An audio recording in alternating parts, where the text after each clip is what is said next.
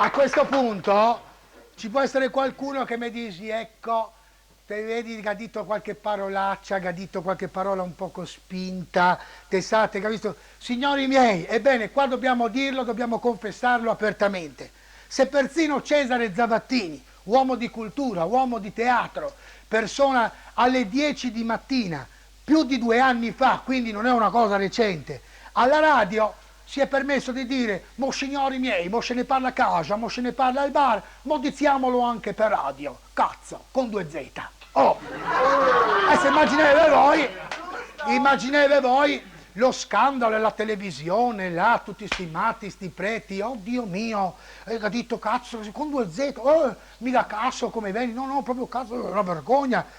E questo era lo scandalo di quella volta. Poi, in effetti, in Italia si è venuta proprio la cazzite acuta.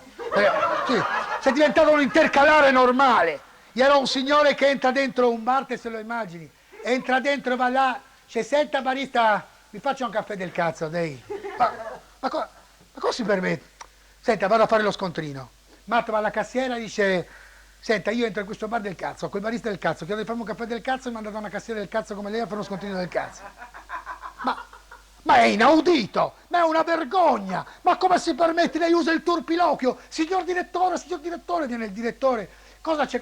Senta qua questo signore, ma allora guardate proprio una città del cazzo, perché se uno entra in un bar del cazzo, quel barista del cazzo, chiede per un caffè del cazzo, lo manda da una cassiera del cazzo per uno scontrino del cazzo, chiama un direttore del cazzo, baruffa tremenda, si prendono a pugni, vanno a finire in tribunale proprio perché non era possibile. Arrivano in tribunale il giudice. Sentiamo un po' l'impotente. Cosa da dire l'impotente? Senta, signor giudice, io entro in questo bar del cazzo, a quel barista del cazzo, ho chiesto di farmi un caffè del cazzo, mi mandano una cassiera del cazzo a fare uno scontrino del cazzo, chiama il direttore del cazzo, facciamo una baruffa. Imbotete! E parli piene che non si capisce un cazzo. Ecco come va a finire, come diventava tutta la storia là nostra.